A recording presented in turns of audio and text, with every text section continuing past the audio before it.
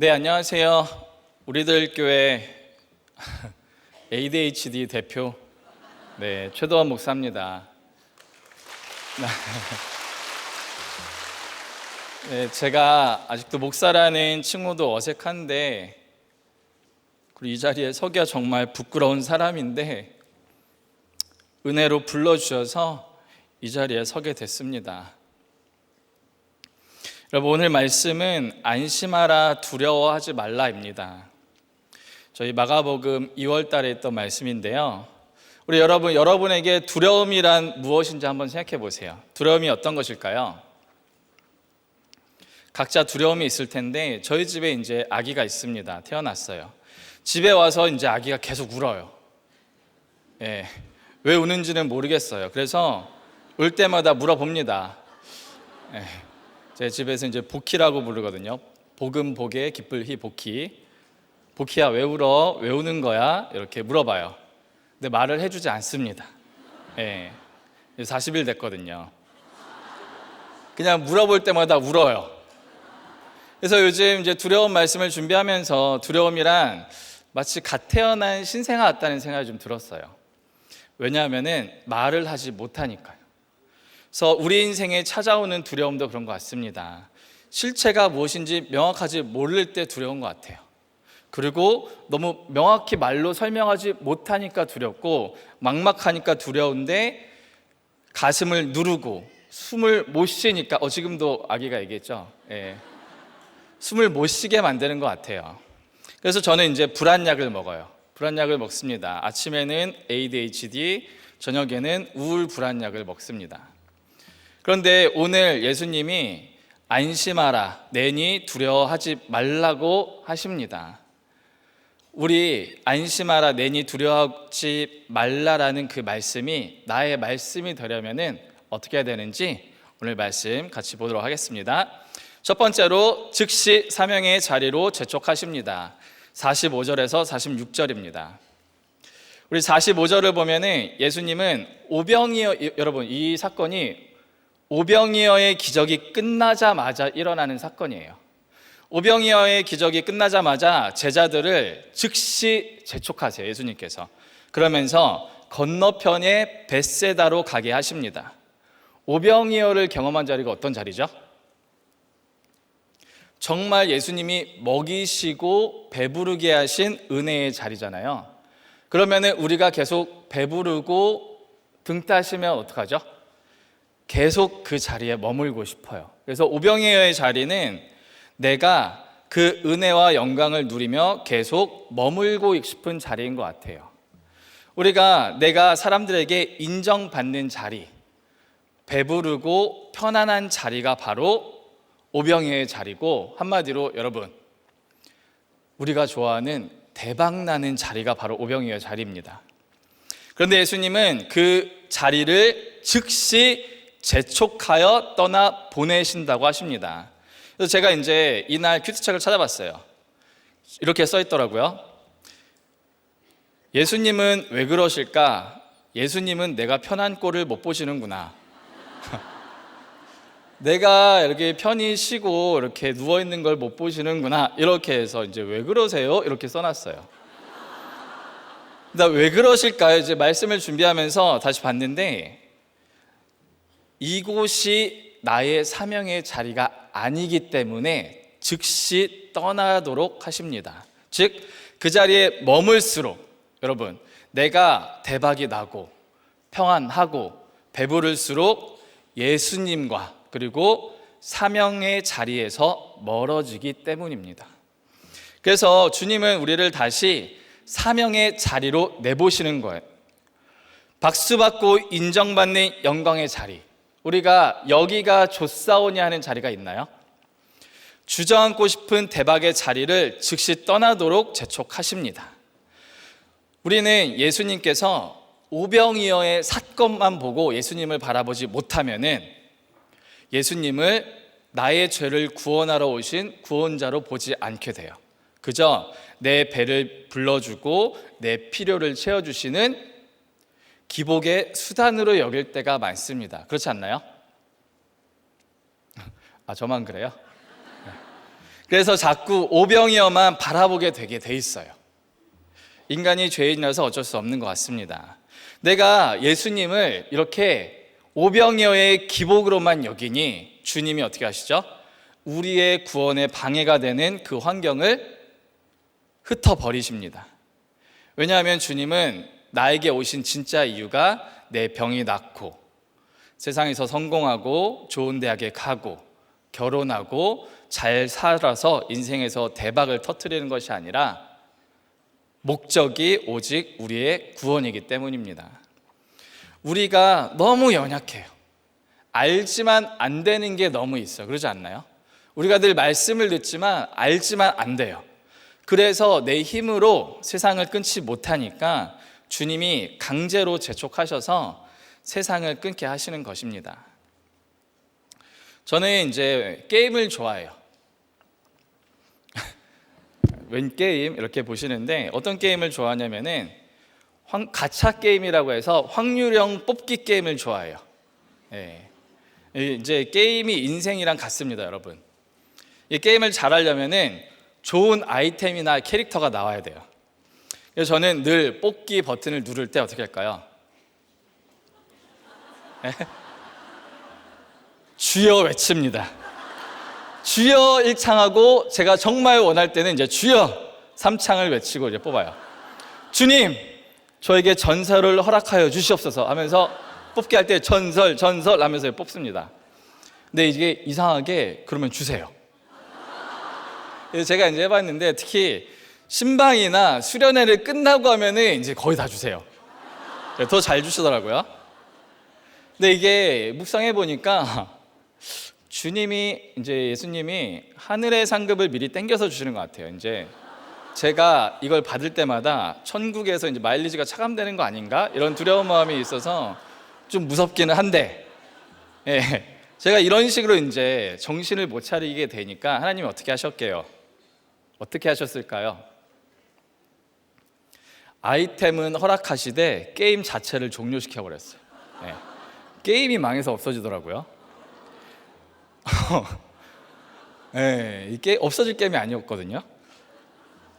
사명은 안 보고 이제 제가 이제 이렇게 기복으로 하나님은 바라면서 아이템만 구하니까 사명을 보지 못하니까 하나님이 너무 감사한 거는 기도는 응답해 주세요. 그런데 제가 알지 못하는 방식으로 게임을 없애주셨습니다. 그래서 주님은 참 디테일하십니다, 여러분. 기도할 때 잘하셔야 됩니다. 그냥 나중에 생각했어요. 그냥 주의 뜻대로 하게 해달라 할 걸 괜히 이렇게 했나, 예, 이런 마음이 들었지만 오늘 45절을 보면은 진짜 저는 재밌는 게 예수님이 어떻게 하셨냐면은 제자들을 먼저 보내셨잖아요. 그리고 예수님이 직접 남아서 무리들을 또 보내세요. 흩으세요. 우리 담임 목사님께서 저희 사역자들 다 먼저 보내시고 뒤에 서셔가지고 이렇게 다 보내시는 거예요. 그래서 제자들도 무리들도 예수님께서 다 어떻게 하시죠? 떠나 보내시게 하십니다. 내가 연약하니까 그 자리를 떠나지 못해서 예수님이 수고하셔서 진짜 예수님이 수고하시는 것 같아요. 끊게 하십니다. 우리 46절입니다. 우리 46절을 보면은 무리를 작별하신 후에 기도하러 산으로 가시니라라고 하십니다. 예수님이 무리를 작별하신 후에 어떻게 하셨죠? 혼자 기도하러 산으로 올라가십니다. 우리는 언제 산으로 올라가나요? 저는 말을 할수록 산으로 올라가서 제가 제일 많이 듣는 말이 조용히 하세요거든요. 네. 이제 말을 할수록 산으로 올라가요. 근데 예수님은 어떻게 하시죠? 혼자 기도하러 가십니다. 예수님이 이제 기적이 끝나고 사람들이 제일 바라고 인기가 절정일 때 어떻게 하시죠? 늘 하시던 대로 여전한 방식으로 기도의 자리로 나아가십니다. 우리 주님은 여전한 방식으로의 기도를 통해서 잘 들으세요. 사명을 재확인하십니다. 인기와 내가 편안하고 머물러 있는 그 자리에 계시는 게 아니라 기도를 통해서 여전한 방식의 말씀을 통해서 사명을 재확인하십니다. 그 사명은 바로 십자가를 지시는 사명입니다. 바로 죄인인 나를 구원하시는 사명을 다시 확인하십니다. 우리가 늘 영육간에 내가 은혜 받고 체험을 받는 것을 위해서 어떤 특별한 이벤트나 수련회나 집회를 찾는 경우가 많아요. 그런데 우리가 영육간에 체험 받는 것은 이런 특별한 이벤트나 집회가 아니고, 또 엄청나고 대단한 것이 아니고, 특별한 것이 아니라 오늘 하루 주신 말씀대로 살아보는 것. 날마다 여전한 방식의 말씀 묵상, 그리고 예배의 자리, 목장의 자리에 나오는 것이 혼자 기도하러 산에 올라가는 것과 같은 거예요. 그래서 저는 우리 교회에서 와서 너무 감사한 게, 이 사명을 날마다 재확인할 수 있도록 큐티가 있어서 너무 감사해요. 그래서 저희가 이제 목세를 하고 이번에 목세자 띵크 양육을 하는데 느끼는 게 뭐냐면은, 큐티는 프로그램이나 방법이 아니더라고요. 큐티는 삶입니다. 그래서 하나님과 늘 교제하는 삶의 방식이 바로 큐티예요. 우리 적용 질문입니다. 내가 내 힘으로 끊지 못하니 하나님이 강제로 끊게 하신 게 무엇인가요? 그리고 여전한 방식으로 무엇을 하시나요? 스마트폰을 켜시나요? 큐티를 펴시나요? 두 번째, 나에게 걸어오시는 예수님을 알아보아야 합니다. 47절에서 52절까지의 말씀입니다. 우리 47절을 보면은 바다 가운데 우리 배가 바다 가운데 있고 예수께서는 홀로 무태 계신다고 하십니다. 그리고 48절에 바람이 거스름으로 제자들이 어떻게 하죠? 힘겹게 노를 젓고 있다고 해요. 밤 사경이 몇 시냐면은 새벽 3시에서 6시까지라고 합니다. 밤 사경이 되도록 가지 못하고 있어요. 여러분, 제자들이 어떻죠? 가고 싶어서 간 게 아니라 말씀에 순종해서 가고 있는데 거친 바람이 불어오고 힘겹게 가지 못하고 노를 젓고 있어요. 우리가 말씀에 순종해서 인생의 배를 저어 가도 광풍은 찾아온다고 하셔요. 그러지 않나요? 우리가 말씀에 순종해서 오병이어의 기적이 났어요. 대박이 났어요. 돈이 생겼어요. 직장에 붙었어요. 질병이 낫고 문제가 해결됐어요. 전설 아이템이 나왔어요. 그러면 어떡하죠? 할렐루야, 역시 주님이십니다. 이렇게 고백할 것 같아요. 그런데 말씀대로 살려고 애쓰고 예배를 드리고 큐티를 하는데 내가 암에 걸렸어. 자녀가 힘들어요. 아파요. 망하는 사건이 왔어. 우리 가정의 환경이 변한 게 없어.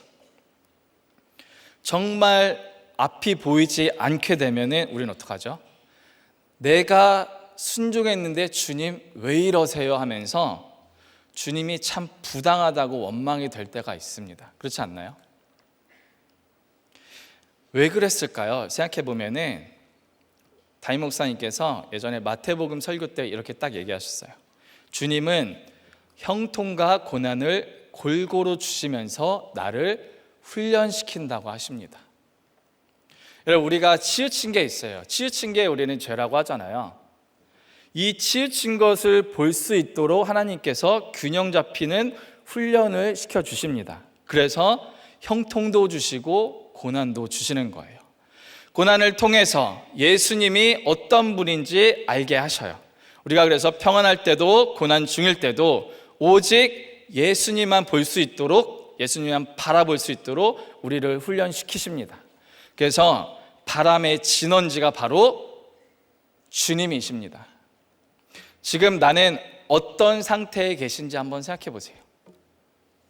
내가 진짜 주님께 나아왔지만 여전히 고난과 원망의 상태세요? 아니면은 이게 주님이 주신 근원임이 인정이 되세요? 하지만 주님은 우리를 바다에 그냥 던져주고 모른 척 하시는 분이 아닙니다. 우리의 애씀과 고난을 어떻게 하죠? 바라보고 계세요. 불쌍히 여기시는 분입니다. 그리고 어떻게 하시죠? 마침내 바다 위를 걸어서 우리에게 걸어오십니다. 그런데 문제는 바로 안 오세요. 본 거는 한참 전인데 새벽 3시에 오세요. 이게 사경이라는 시간은 하루 중에 가장 어두운 시간을 뜻하는 거예요. 주님이 언제 오시죠? 내가 제일 어둡고 캄캄해서 아무것도 안 보이고 하지 못해서 어쩔 수 없을 때에 바로 걸어오시는 것이 보입니다. 지금 어떤 칠흑 같은 시간을 보내고 계십니까? 바로 지금 예수님께서 나에게 그리고 우리에게 걸어오시는 것이 보이고 계십니까? 제가 어느 날 잇몸이 부어서 치과를 갔습니다. 치과를 갔는데 낫지가 않는 거예요. 여기 잇몸이 많이 부어서 이제 밥을 씹을 수가 없게 됐거든요. 치과를 갔는데 낫지를 않아서 치과 선생님이 저에게 뭘 써주시면서 여기 휘문고 근처에 예전에 강남병원이라고 있었어요. 강남의료원인가 병원이 있었는데 거길로 보내시는 거예요. 동네 치과에서. 그래서 거기서 검사를 하니까 어머니를 불러오라고 하셨어요. 여러분, 제가 겪어보니까 학교든 병원이든 교회든 부모님 오시라고 하면은 부모님 소환되면 좋은 일이 아니더라고요. 그래서 제가 어머니를 기다리는데 너무 무서웠어요. 그때가 제 인생에서 그 기다리는 시간이 가장 정말 이렇게 사시나무 떨듯이 떨었어요. 무서운 때였어요. 그래서 어머니가 오셔서 의사 선생님을 만나고 집에 가는 택시 타고 집에 가는 길에 딱 한마디 하시더라고요. 도원아, 너 암이래. 네, 그때가 이제 제가 중학교 2학년 때였습니다.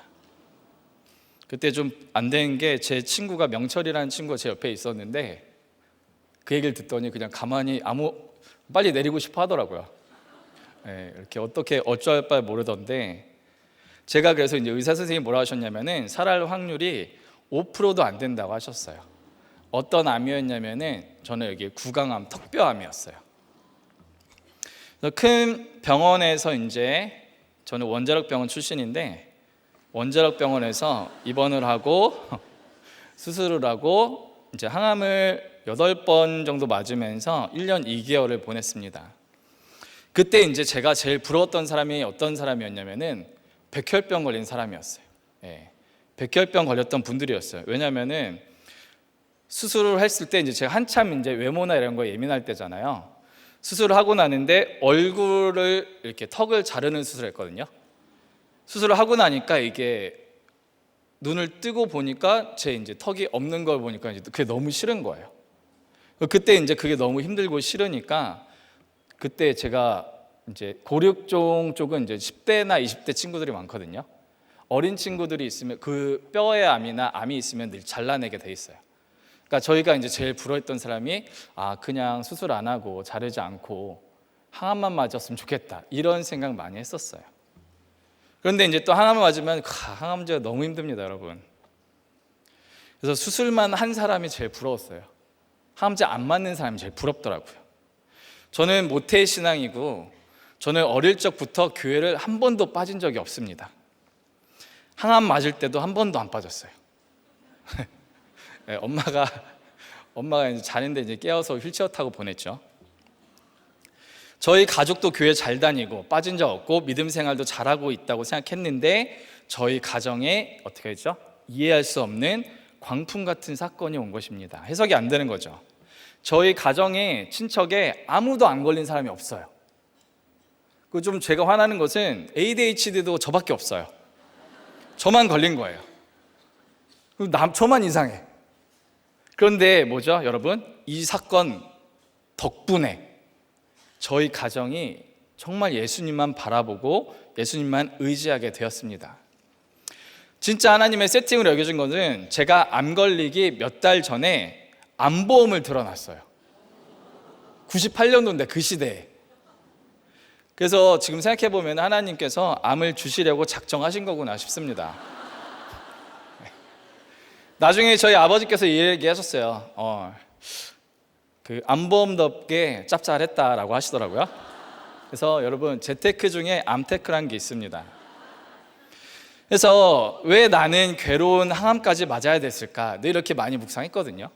그냥 수술해서 끝나면 되지 않나? 이런 생각을 했는데 하나님은 과정을 꼭 겪게 하시는 게 있는 것 같아요.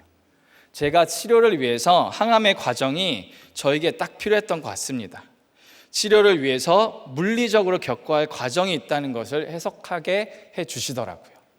그래서 우리 여러분 지금 삶에서 과정 중에 계신 여러분, 그래도 하나님께서 아시고 안심하라는 그 말씀이 우리 여러분께도 들리길 원합니다. 무리를 걸어오니까 제자들의 반응은 어떻죠? 와우, 지저스! 뭐 이러면서 이제 소리를 지르는 걸까요? 아닙니다. 좋으시는 분들이 계시길래 고등부 때 제가 이렇게 늘 소리 지르거든요. 하면서 이제 어떻게 하죠? 소리를 지르는 거죠. 무리를 걸어오는 예수님을 예수님이라 보지 못하고 유령이라고 생각하기 때문이에요. 그래서 우리가 사건이 오면은 구원의 사건이 아니라 내가 망하는 사건으로 여기는 게 바로 똑같은 거예요. 성경은 그 이유를 52절에 이렇게 말합니다. 이는 그들이 그 떡을 떼시는 일을 깨닫지 못하고 도리어 그 마음이 둔하여 졌음이러라. 우리의 마음이 둔해지면 오병이어의 기적을 경험해도 예수님께서 무리를 걸어오셔도 알아보지 못합니다.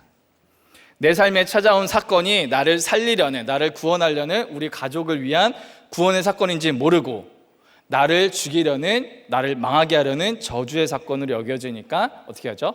우리가 제일 싫은 게 고난이고 심판의 사건이죠. 그래서 우리가 고난의 한복판에 있어도 우리의 마음이 얼마든지 둔해질 수 있습니다. 그래서 우리는 여전한 방식의 생활 예배가 중요합니다. 그래야지 둔해진 나의 마음도 나에게 찾아온 사건도 구원의 사건으로 해석하게 해주십니다. 우리 담임 목사님께서 뭐라고 하셨냐면은 인생의 밤 사경에 아무것도 할 수 없어서 그저 소리를 지르고 비명을 지르는 것, 예배에 나와서 목장에 나와서 소리만 지르는 것도 주님은 기도로 여겨주신다라고 하는 말씀이 저에게는 가장 위로가 됐어요. 우리가 기도할 힘이 없으신 분들, 우리가 그냥 소리만 지르시는 분들이 있어도 괜찮습니다. 바로 예수님께서 기도로 들어주신다고 합니다. 주님은 내 비명을 들으시고 기도를 들으시고 바로 나에게 다가오신다고 하세요. 그리고 뭐라 하시죠? 안심하라, 내니 두려워하지 말라고 말씀하십니다. 제가 아기를 낳아보니, 제가 낳은 건 아니죠. 저희 아내가 낳았는데 어쨌든 아기를 낳아보니 아기가 아무것도 할 수 없으니까 소리내서 울기만 하잖아요. 그렇죠? 그런데 아기가 반응하는 목소리가 있어요. 맨날 들었던 목소리예요. 뱃속에서부터. 저희 아내의 목소리랑, 저희 아내는 이제 담임 목사님의 이제 큐티를 매일 틀어놓고 설교를 틀어놨는데 진짜 신기한 게 담임 목사님의 소리를 들으면은 잘 자더라고요, 애가. 참고로 저도 옛날에 목사님의 설교를 들으면서 잤다가 걸려서 혼난 적이 있습니다. 잊고 있었는데, 그래서 아기가 반응하는 목소리가 있어요. 늘 듣던 그 목소리에 반응합니다. 우리도 평소에 말씀을 늘 들어 놓아야지 고난의 때, 평안한 때에도 늘 듣던 주님의 음성을 알아듣고 안심하게 됩니다. 그리고 아기가 자지러지게 울 때는 엄마가 바로 안아주는 게 아니라 지켜보고 있다가 때가 되면 안아준다고 합니다. 저희 삐뽀삐뽀에서 이렇게 나오던데 아기 입장에서는 한 사경쯤 되면 안아주는 것 같을 거예요. 이게 아기의 훈련 방법이라 하더라고요. 그렇게 아내가 안아주면 안심이 돼서 울음을 멈추게 됩니다. 그런데 제가 아니면 저한테 똥을 쌉니다. 제가 아니면 그렇게 저한테 이제 똥을 싸요. 아직 해석이 안 됩니다. 이제 벌써 40일밖에 안 됐는데 나를 무시하는 건가? 영화부에서 신방을 받아야 되나? 이런 생각을 요즘 오늘 아침에도 나오면서 하고 있는데, 저 누가 기도해 주시면은, 어제도 그랬어요. 그렇게 예수님을 만나게 되니까 너무 감사한 게 제 목에 있는 상처가 암수술 상처예요.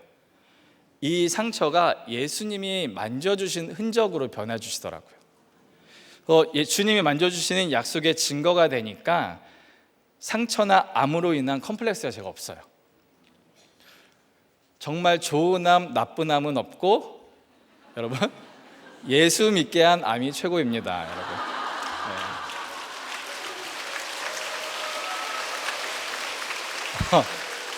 네, 안 걸렸다고 박수 받는 데는 저희밖에 없을 것 같아요.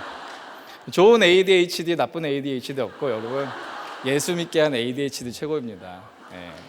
응용편 많죠? 좋은 네, 그러니까 짧게요. 그래서 오늘 예수님의 이 음성을 듣는 여러분이 되시기를 축복합니다. 적용 질문입니다. 말씀에 순종했지만 이해할 수 없는 사건이 무엇인가요? 나는 예배와 목장에 나와서 하나님께 소리 지르고 있나요? 예수님을 보지 못하도록 나의 마음이 둔하게 하는 것은 무엇인가요? 마지막 세 번째, 말씀의 자리로 데리고 와야 합니다. 그 풍랑을 뚫고 배에서 내리니까 너무 신기해요. 사람들이 곧 예수신 줄 알고 달려옵니다. 풍랑 속에서, 우리가 사건 속에서 진짜 예수님을 만나서 예수님이 누구신지 아는 사람은 말씀이 있는 곳으로, 예수님이 계신 곳으로 나오게 되어 있어요. 온 지방을 달려다니며 아픈 사람들을 침상째로 예수님이 계신 곳에 메어서 데리고 온다고 합니다. 우리도 그래야 될 것 같아요. 그렇지 않나요? 내가 풍랑 속에서 예수님을 만나 살아나게 되면은 내 주변에 아프고 힘든 영혼들을 주님께 데리고 오게 되어 있습니다. 우리 마케팅 용어 중에 요즘에 바이럴 마케팅이라고 있어요. 아시죠? 모르시죠? 그게 뭐냐면은 요즘 이제 인터넷이나 SNS 통해서 입소문이 터져서 점점 퍼지게 되는 마케팅을 바이럴이라고 하는데, 바로 이제 입소문을 타고 가는 거예요. 우리에게 최고의 입소문은 바로 예수님을 만나 내가 살아난 간증입니다. 우리 교회 전도가 이 바이럴 전도 같아요. 일명 뭐라고 하죠? 맛집 전도. 우리 교회는 진짜 맛있는 맛집을 발견하면 우리가 주변 사람들에게 뭐라 하죠? 거기 대박이라고 하죠. 무조건 가봐하고 소문내던지 같이 가잖아요. 우리가 그런 것 같습니다. 말씀으로 살아난 한 사람들이 많으니까 다른 사람들을 데리고 오게 됩니다. 그래서 말씀 맛집 우리들 교회. 네. 네, 별점, 네, 구독, 좋아요 부탁드리겠습니다. 우리는 힘든 그 한 사람을 침상에 메고 주님 앞에 데려오는 것이 우리의 십자가고 사명 같아요. 근데 우리는 그것보다는 그냥 늘 내가 적용해서 내가 삶으로 보여줘서 예배 자리로 데려오는 게 너무 힘드니까 해결을 바라고 어떻게 해줬으면 좋겠고 이런 것만 바랄 때가 있는 것 같아요. 저도 마찬가지입니다. 그래서 우리 가정에 아프고 힘든 분들이 있나요? 예수님을 만나 살아난 간증을 통해서 말씀의 자리, 예배의 자리로 데리고 와야 합니다.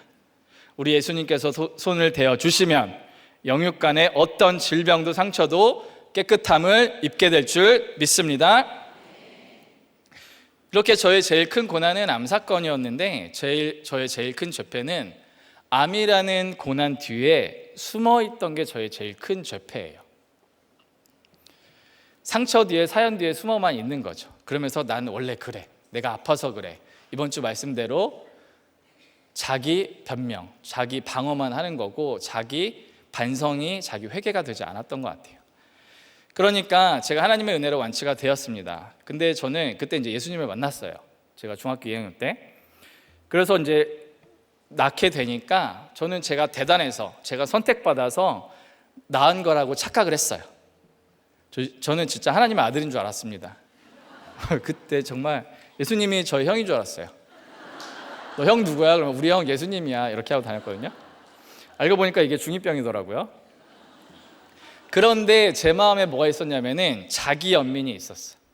늘 죽고 싶은 마음이 있었어. 왜 그럴까? 해결되지 않는 연민이 있는데 꼭 이거에는 세트가 있는 것 같아요. 자기 연민, 피해의식, 그리고 보상심리가 저한테 늘 있었어요. 그런데 하나님도 부모님도 나에게 암을 주셨으니까 당연히 나에게 다 맞춰줘야 된다고 생각했어요. 내가 늘 피해자라고 생각했습니다. 그러니까 그저 이제 저는 제 멋대로, 제가 내키는 대로만 행동하고 살았던 게 여전히 있는 것 같아요. 한 예로 제가 고등학교 때입니다. 요즘 월드컵 기간이잖아요. 제가 가만 보니까 2002년도에 제가 고3이 되는 거예요. 그래서 2002년도에 한국에서 월드컵을 하는데 축구를 봐야지 공부를 하는 게 말이 되냐. 그래서 저 학교 안 간다고 했어요. 나 학교 안 간다. 그래서 이제 저희 어머니랑 대판하고 1년 쉬고 학교를 안 다녔습니다. 이해되시죠? 예. 저는 그래서 고등학교도 4년 다니고 고등부도 4년 다녔어요. 예. 나중에 진짜 하시는 분들 계시네. 나중에 우리들 교회를 나오니까 깨달았어요. 제가 암사건에 예수님 만났지만 말씀이 없으니까 제가 해석이 되지 않았어요. 그래서 늘 피하고 싶었고 내 멋대로 숨고 싶었던 게 있었어요. 제가 청년 시절에 우리들 교회 왔습니다. 저는 2007년도에 우리들 교회 왔는데 내가 만난 하나님이 전부라고 생각하니까 어떻게 했냐면은 큐티도 안 하고 목장도 안 했어. 내가 예수님 만났는데 이게 이제 나의 경험이 착각이 돼서 교회에서 하는 순종을 하지 않았습니다. 그렇게 되니까 어떻게 했죠? 결국 교회 나오지 않았습니다. 저 토요일날 의자 세팅만 하고 집에 갔어요. 안식일 교회도 아닌데 토요일만 나와서 의자 세팅만 했습니다. 그런데 제가 신학대학원 시험 준비를 한다고 해놓고 제가 이제 공부를 하나도 안 했어요. 부모님 걱정되시죠? 공부 잘 되니? 언제 시험 물으실 때마다 다 아시죠? 우리 자녀들. 너 왜 공부 안 하니? 너 언제 하니? 왜 누워만 있니? 하면 어떻게 하죠? 죄송합니다. 제가 대표로 자녀들 대신 사과할게요. 내가 알아서 한다고. 저희 18번이죠. 승진일만 내다가 정작 시험 당일날 시험을 보지 않았습니다. 점점 더 이제 그렇게 보시는데, 그래 놓고 부모님께 뭐라 했을까요? 시험을 봤다고. 근데 이제 귀신 들려가지고 뭐라 했냐면은 1차 시험은 합격했다고 당당하게 집에서 선포했습니다. 그리고 여기 이제 너무 많은 서사가 있지만 짧게 말하면 걸렸습니다. 저는 늘 걸리는 것 같아요. 암에도 걸리고 사기치다 걸리고 AD도 걸리고. 근데 그게 이제 제 삶의 결론이지만 있어야 될 일이 맞던 것 같아요. 목사님 말씀이 제가 걸린 사건을 통해서 제가 뭘 알았냐면 처음으로 제가 하나님과 부모님께 상처를 주는 사람이 저인 것을 처음으로 알게 됐어요. 제가 이때가 진짜 내가 죄인이구나가 정말 깨닫게 되었습니다. 그 당시 창세기 말씀이었는데 피해자 가해자 말씀을 통해서 내가 피해자가 아니라 하나님과 부모님에게 상처를 주는 가해자라는 게 해석이 되고 회개가 되더라고요. 그게 저의 분수령적인 회개였습니다. 우리 목사님께서 인간 최고의 감정이 회개라고 하셨는데 정말 신기한 게 뭐냐면은 제가 이 회개를 하니까 신기하게 자기연민과 피해의식과 보상심리가 사라졌어요. 죽고 싶다는 마음이 없어졌습니다.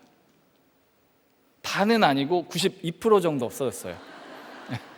가끔 올라오긴 해서요. 그리고 그때 정말 6개월간 울면서 예배를 드렸습니다. 저는 왕이신 나의 하나님 찬양 나올 때마다 울었던 기억이 나요. 그리고 졸았어요. 사랑하는 자에게 잠을 주시는 게 어떤 것인지. 그리고 이제 그 이후에 저의 간증이 뭐냐면은 제가 암 걸리고 나은 것이 아니라 내가 암 뒤에 숨어서 피해자로 자기연민과 보상심리만, 피의식만 있었던 것이 진짜 내 죄고 내가 진짜 하나님과 부모님에게, 다른 사람들에게 죄인인 것이 알게 되었다고 하는 것이 저의 진짜 간증이 되었습니다. 사람들이 제가 되게 솔직하게 얘기한다 하시는데 제가 언제부터 그랬을까 봤더니 제가 이 이후부터 제가 연약함과 이런 것을 솔직하게 잘 고백할 수 있게 된 것 같습니다. 정말 저에게 주님의 음성은 정말 내가 두려웠던 거는 늘 혼날까 봐, 들킬까 봐 숨겼는데 드러나는 사건이 오히려 안심하라, 두려워하지 말라는 것이 되었습니다. 그래서 우리 사랑하는 우리 성도 여러분, 저 이 말 꼭 하고 싶었어요. 사랑하는 성도 여러분,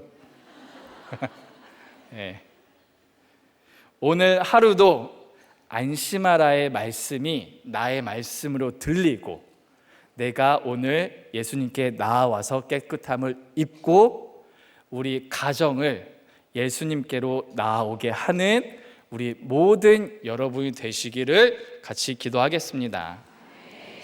적용 질문입니다. 나의 간증은 다른 사람을 예수님께 인도하는 간증인가요? 예수님이 만져주시기를 간구하는 나와 내 가족의 아픔은 무엇인가요? 네, 말씀 뵙겠습니다. 나 정말 최 목사 때문에 정말 힘들었어요.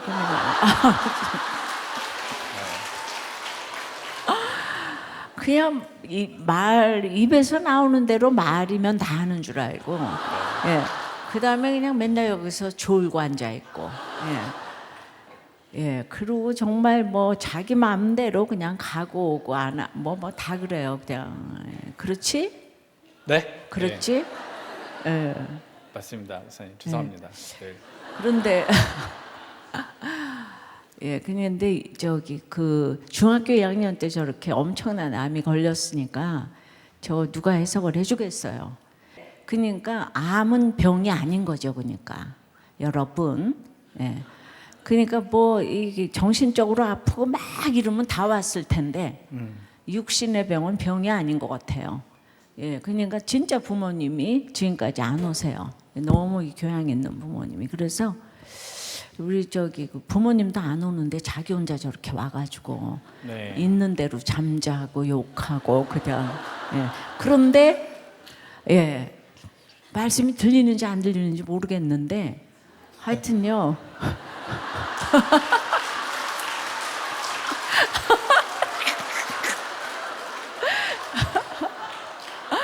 예, 이제 우리들 교회를 이제 좋아하는 거죠. 예, 그러니까 말을 안 들어도 이제 좋아하는 거예요. 좋아하니까 저렇게 20년을 있죠. 그리고 지금 오늘 설교도 처음 하잖아요. 예, 그러니까 설교를 시키거나 안 시키거나 그것도 관심도 없어요. 예, 그냥 좋으니까. 예. 맞아요, 뭐 그럼요. 예. 네. 그러니까 진짜 이렇게 말을 안 들어도 날 좋아하는 걸 알아요.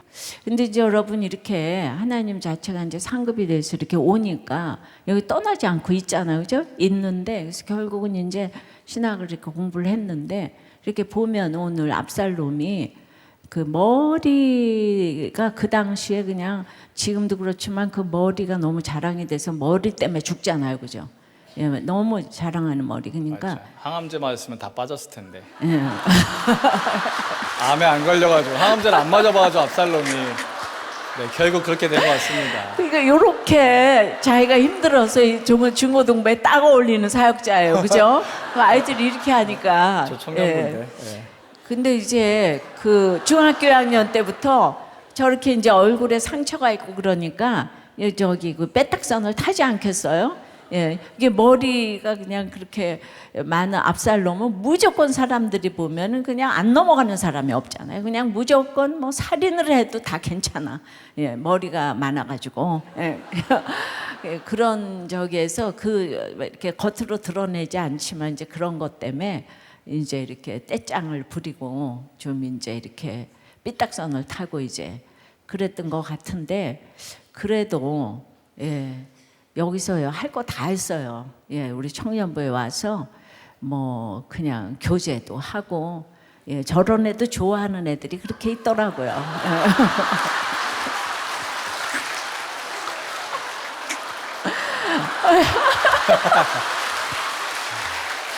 참 신기해요. 그런 거 보면은. 신기하다. 예, 하나님 살아계신 그런데 그래도 인생 최고의 그 고난은 이제 시련을 당하고 그때부터 좀 약간 눈물을 흘리지 않았나 싶어요.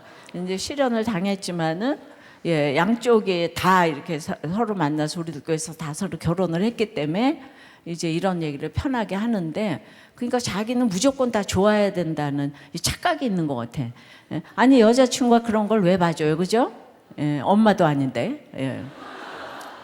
근데 그래도 우리 암보다는 그런 게 이제 고난이었던 것 같고, 예, 이게 알맞은 고난으로 형통과 권고를 주셔서 이제 훈련시켜서 오셨는데 지금 결혼은 몇 살에 했지? 에? 결혼은 몇 살에 했지? 잠시만요.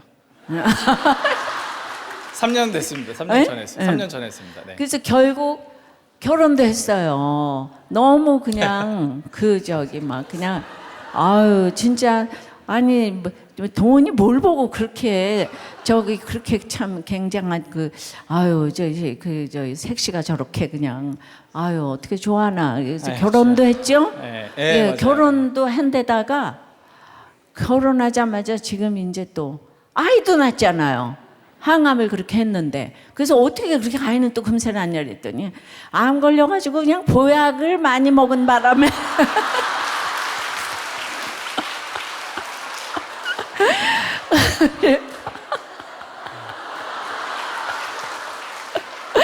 전혀 이렇게 그냥 살아 있다고 하시더라고요. 그래서 결국은 이렇게 하나님 좋아하고 이렇게 있으니까 지금 이제 사역도 하고 결혼도 하고 아이도 낳고 다 했어요. 예, 이게 너무 중요한 거죠. 예, 그러니까 여러분, 난 암 걸려서 뭘 못해. 뭐 학벌이 없고 나는 학교 이것도 난 결혼도 못해. 아니고 주님 만나면 모든 걸 다 하게 될 줄 믿고요. 예, 그리고 이제 조금 늦었지만 여기 예배에도 이렇게 쓰고 그렇지. 오늘 이렇게 설교도 하게 되고 그죠? 예, 이거 최고의 출세 아니겠어요? 네, 아유 수고했어요. 예. 네, 감사합니다. 기도하겠습니다. 주님, 이해할 수 없는 고난과 풍랑 속에서 저희를 보시고 바다 위를 걸어서 찾아오셨던 주님을 바라보게 됩니다.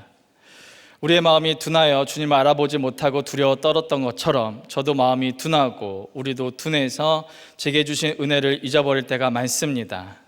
늘 불안과 두려움에 사로잡힘을 불쌍히 여겨 주시옵소서. 하나님, 우리가 고난 가운데 있는 우리를 불쌍히 여겨 주시옵시고 우리의 외침과 비명을 기도로 바꿔 주시옵소서. 그래서 이제는 안심하라, 내니 두려워하지 말라는 그 말씀이 나의 말씀으로 들릴 수 있도록 도와주시옵소서. 이병희 초원님을 통하여 안심하라의 말씀이 들리길 원합니다. 은혜 내려 주시옵소서. 말씀이 들리게 하여 주시옵소서. 감사하며 예수님의 이름으로 기도합니다. 아멘. 안녕하세요. 이병희 권사입니다. 최도원 목사님하고는 고등부 때 오랫동안 같이 사역을 했는데요. 고등부 학생들이 최도원 목사님 잘생긴 목사님 중에 한 분으로 기억을 하고 있습니다. 말씀드리고 싶었어요. 오늘 말씀 제목이 안심하라 두려워하지 말라입니다. 요즘 우리가 사무엘하를 묵상하면서 다윗을 만나고 있잖아요. 밧세바를 범하고 그의 남편 우리아를 전장으로 내몰아서 죽게 하고 나단의 책망을 들으면서 분수령적인 회개를 했지만 또 자녀들은 죽고 죽이는 싸움을 벌이고 그 가운데서 다윗은 애매한 태도와 회개 없는 입맞춤으로 아들의 반역이 시작됐고 지금은 또 도망자의 신세잖아요. 그런데 이제 오늘 말씀이 안심하라 두려워하지 말라라고 하니까 제목만 들어도 너무 안심이 되고 좋으시죠? 아닌가 봐요. 그런데 말씀을 저는 준비하는 내내 안심할 수 없었고 두려워하지 않을 수가 없었습니다. 우리가 이렇게 하나님 앞에 모였고 언약책의 말씀을 듣고 또 들은 말씀으로 양육을 받고 해석된 크고 작은 약재료들을 간증하면 내 삶에 말씀이 뚫고 들어와 말씀이 응하는 삶이 되고 이것이 언약을 세우는 유일한 비결인데 제가 제자들처럼 마음이 둔하여져서 진짜 뭔가 멋지게 끝내야 되나 이렇게 오늘 말씀처럼 압살롬 될 뻔했어요. 그래서 네, 이제 오늘 이 말씀을 잘 듣고 내가 그런 마음이 있었구나라는 생각하게 됐습니다. 믿는 우리가 세상에 보일 힘은 빅파워, 그랜드 파워가 아니라 아주 작은 마이크로 파워라고 합니다. 우리의 작은 능력을 주께 내어드릴 때 하나님이 사랑하시는 자녀가 될 줄 믿습니다. 네, 우리가 살다 보면 바람을 거스르는 역풍의 사건들을 느닷없이 만나게 됩니다. 부도, 질병, 낙방, 이별, 배신, 사고, 해고 등이 그런 것들입니다. 그래서 늘 힘들고 두렵기만 한 인생입니다. 오늘 말씀을 통해서 내 인생의 역풍이 불 때 어떻게 해야 하는지 한번 살펴보겠습니다. 네, 첫째, 내 인생의 역풍이 불 때 내 자랑, 내 생색과 작별해야 합니다. 45절과 46절에 예수께서 즉시 제자들을 재촉하사 자기가 무리를 보내는 동안에 배 타고 앞서 건너편 벳세다로 가게 하시고 무리를 작별하신 후에 기도하러 산으로 가시니라고 합니다. 여기서 무리란 주님이 오병이어의 기적으로 먹이신 수많은 사람입니다. 이 무리에게 떡과 물고기를 나눠 주느라 제자들이 얼마나 많이 수고를 했겠습니까? 그러니 이제 좀 쉴 법도 한데 주님은 왜 즉시 제자들을 재촉해서 배를 타고 건너편 벳세다로 가게 하셨을까요? 여기서 우리가 띵크를 해봐야 합니다. 그 빈들에서 다들 끼니를 걱정했는데 오병이어로 수많은 사람이 배불리 먹었으니 사람들이 얼마나 좋아했겠습니까? 그래서 엄지척하면서 잘 먹었다, 고맙다 하는 칭찬과 인사를 아끼지 않았을 것입니다. 그러니 제자들이 얼마나 의기양양했을까요? 생색도 이만저만 아니었을 것 같습니다. 그래서 주님이 생색을 내지 못하도록 미리 막으신 것입니다. 우리가 주를 위해 수고하고 헌신해도 마찬가지입니다. 스스로 자랑과 영광을 내려놓지 못하면 주님이 재촉해서라도 끊게 하십니다. 즉시 다른 곳으로 보내십니다. 저는 가정 형편이 넉넉하지 못했던 어린 시절 그런 환경으로 무시받는 것이 싫어서 공부와 착한 성품으로 인정을 받으며 열심히 살았습니다. 그러나 원하는 대학에 가지 못한 것이 인생의 실패로 여겨져 교회를 떠났습니다. 우리들 교회 입시어로 구태떨감을 말씀으로 해석해 줄 공동체가 없으니 입시 실패를 인정할 수도 없었고 감사할 수도 없었습니다. 하나님이 특별히 선택해서 저를 우리 가정에 택자로 제일 먼저 불러주셨는데 저는 보이지 않는 하나님보다 보이는 학벌과 명예가 중요해서 나를 포장해 줄 스펙의 신들을 찾아 돈과 시간을 허비했습니다. 다시 교회로 돌아오라는 친구의 초청도 있었지만 심히 근심하나 사람들의 평가가 두려워 이기적인 결정을 내린 헤롯처럼 저는 고학력 전문직 종사자들로 이루어진 다단계 회사로 눈을 돌렸습니다. 그 집단에 속해 있으면 나의 삶도 업그레이드가 될 것 같았기 때문입니다. 가정 형편이 넉넉하지도 않았는데 죄송한 줄도 모르고 부모님이 그동안 정신적, 물질적으로 도와준 게 없으니 이거라도 도와줘야 하는 거 아니냐며 부모님을 힘들게 했습니다.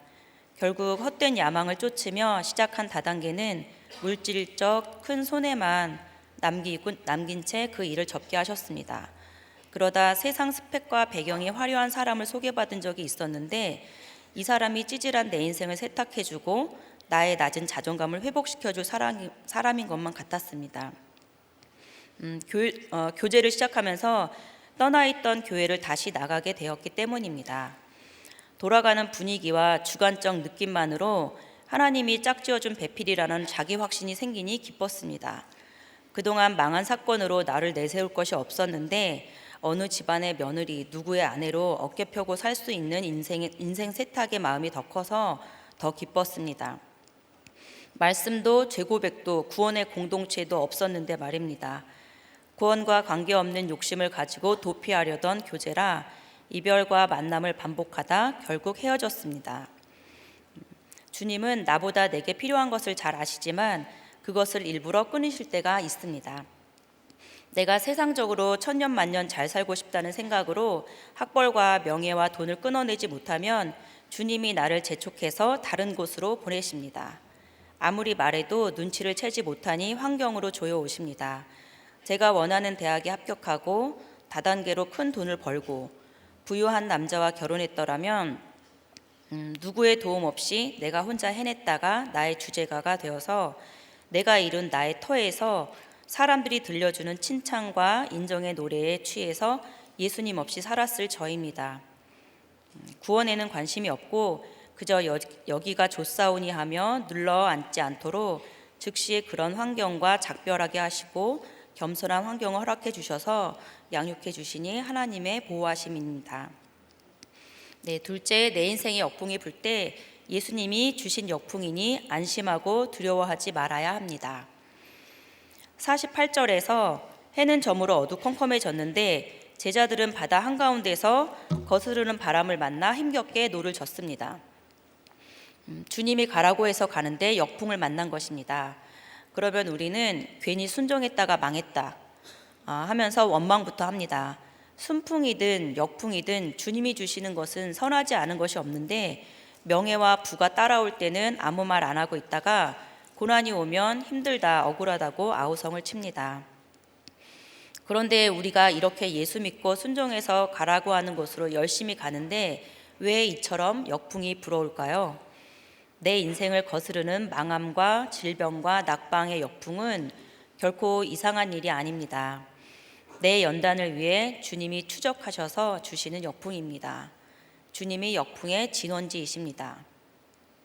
주님이 내 인생에 직접 개입하셔서 직접 돌보시겠다는 것인데 불평하고 원망하고 놀랄 일이 아니라 오히려 감사하고 기뻐해야 할 일입니다. 그런데 제자들이 바다 위로 걸어오시는 주님을 보고 유령이라 착각하고 소리를 지릅니다. 그리고 그 실체가 예수님인 것을 보고 놀랍니다. 제자들의 놀람은 여기서 끝이 아닙니다. 예수님이 배에 올라 제자들에게 가시자마자 바람이 그치는 것을 보고 또 마음에 심히 놀랐다고 합니다. 예수님이 안심하라, 내닌 두려워하지 말라 하시는데도 제자들은 왜 이렇게 놀라고 또 놀랄까요? 그들이 그 떡 떼시던 일을 깨닫지 못하고 도리어 그 마음이 둔하여졌음이러라고 합니다. 불과 하루 전에 오병이어라는 엄청난 기적을 행하신 예수님의 능력을 보고도 여전히 예수님이 어떤 분인지 알지 못했다는 것입니다. 우리도 예외가 아닙니다. 주님이 항상 나와 함께 계셔도 그것을 알지 못하면 역풍이 조금만 불어도 힘겨워합니다. 눈앞이 캄캄해지는 사건이 오면 놀라고 또 놀라고 주저할 수밖에 없습니다. 나는 한 번도 쉬지 않고 열심히 살았는데 되는 것이 없는 내 인생이 하도 한심해서 찾아간 곳이 철야 예배였습니다. 예배 드리는 사람들을 보며 모든 사람들이 각자 하나님이 주신 은사로 쓰임받으며 잘 사는 것 같은데 나는 그러지 못한 것 같아 하나님께 제게 주신 은사가 뭔지 알게 해주시면 제가 그걸로 평생 하나님 기쁘게 해드리며 살게요 라고 기도를 했습니다. 서원 기도가 뭔지도 모르고 이런 기도를 했던 것입니다. 그때 어느 선교사님이 원주민에게 성경으로 그들의 언어를 가르쳐 주셨다는 간증을 듣게 되었는데 그 간증을 듣고 저도 저렇게 가르치는 일을 하고 싶다는 소망이 생겼습니다. 생각해보니 저는 대학 졸업 후 계속 가르치는 일을 하고 있었습니다. 하나님은 이미 제게 다 주셨는데 그것에 기뻐하지도 감사하지도 못하고 사람들에게 인정받을 학벌, 지위, 명예, 돈이 아니면 쓸모없는 것으로 여기고 있었다는 것을 알게 되었습니다. 30대 중반에 전공을 바꿔서 다시 공부를 시작했고 지금은 외국인 유학생들에게 한국어를 19년째 가르치고 있습니다. 저는 경력도 많고 동료 강사보다 나이도 많아서 정리된다면 1순위입니다. 예전에는 이번 학기도 개학이 될까 걱정이 앞섰지만 어느 때부터 하나님이 시작하셨으니 계약 해지가 된다면 하나님이 나에게 뜻이 있어 끊어주시는 거라고 해석하며 가고 있었습니다.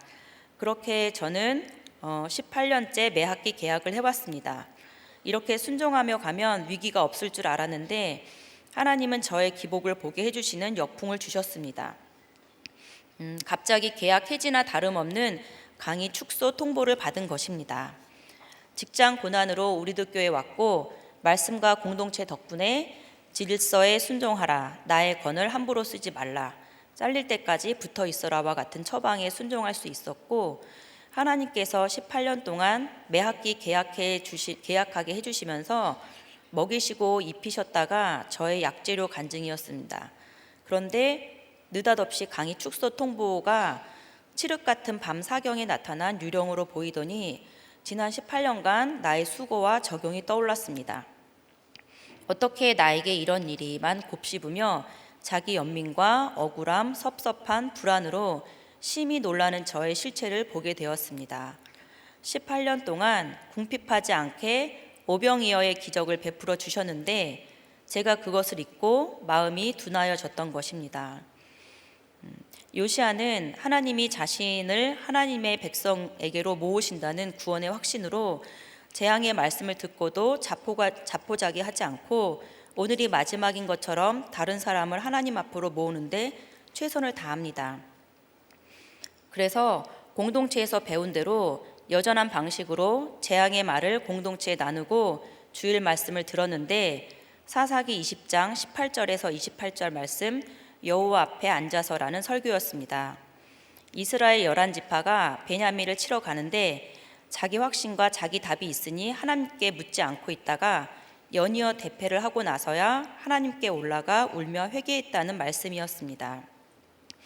하나님이 시작하신 일이니 하나님이 끝내시면 거기까지가 나의 때임을 알고 순종하겠다던 나의 고백은 사실은 아직은 내가 잘릴 것 같지 않을 환경이라 성품으로 할 수 있었던 헛맹세였구나.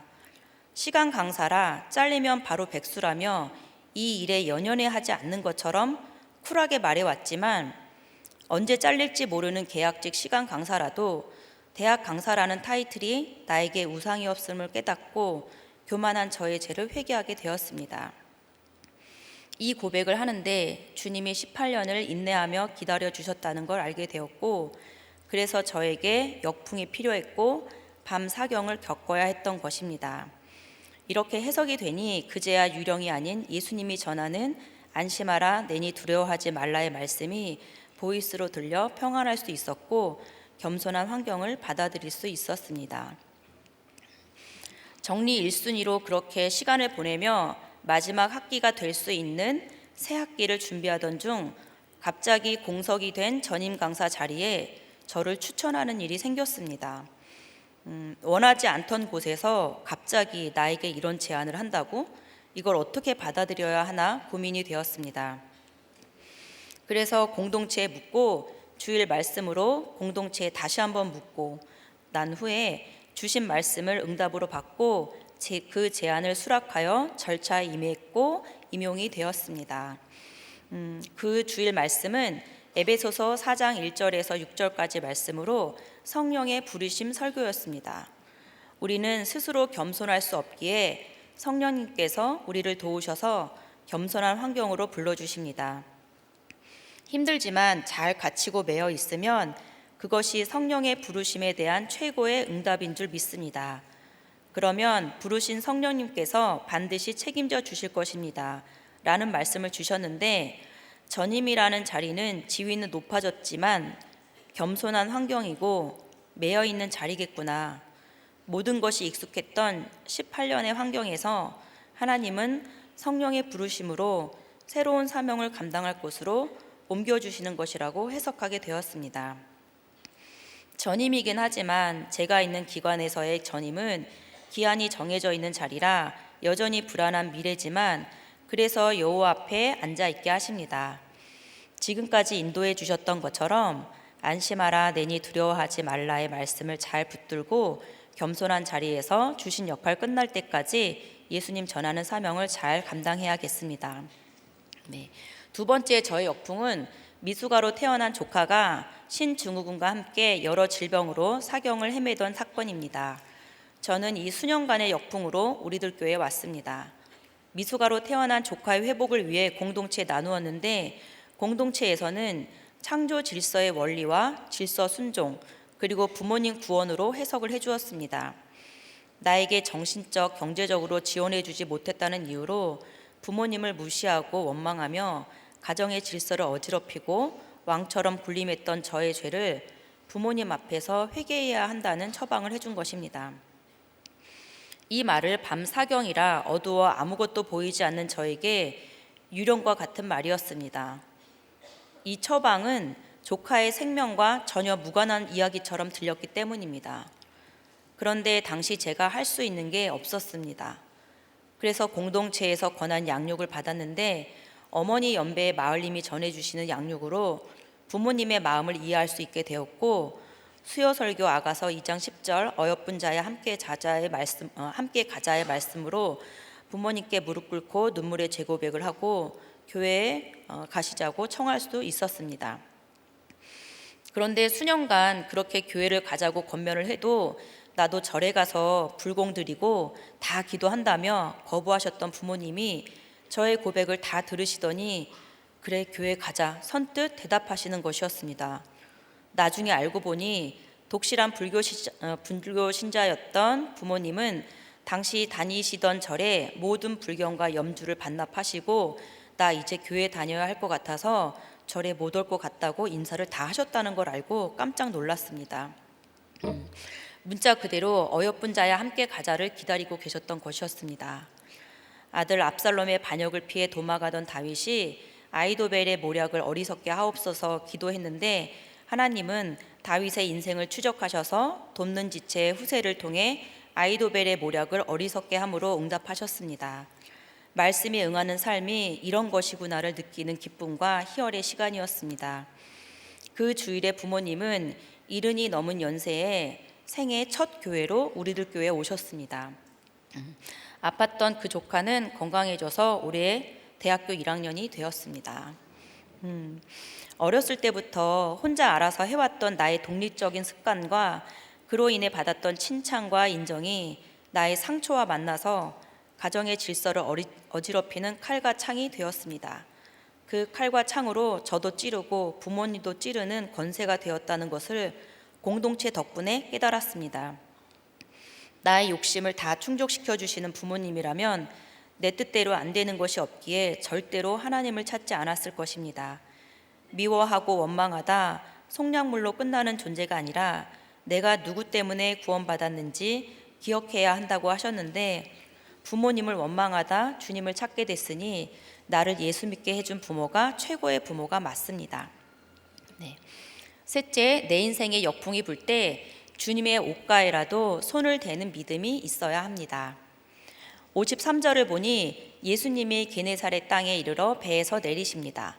그러자 예수님이 오셨다는 소문을 들은 많은 사람들이 주님이 계신 곳을 찾아 병든 자를 침상째로 메고 나옵니다. 예수님은 자신에게 찾아와 그 옷가에라도 손을 대게 해주시기를 간구하는 이들의 연약함과 아픔을 외면하지 않으시고 그들을 고치시고 회복시키시고 살려주십니다. 죽음의 사건이 생명이신 예수님 안에서 구원의 사건으로 변하고 병자가 다 성함을 얻는 역사가 일어난 것입니다. 우리가 어떤 역풍을 만나도 그렇습니다. 예수님 앞으로 나아가서 그 옷가에라도 손을 대면 모든 역풍이 잠잠해진다는 것을 믿어야 합니다. 우리의 역풍을 막아주시고 그치게 해주실 분은 오직 주님뿐이니 내게 찾아온 역풍과 그 역풍 속에서 만난 주님을 간증할 때 나로 인해 다른 사람들도 나음을 얻게 될 것입니다.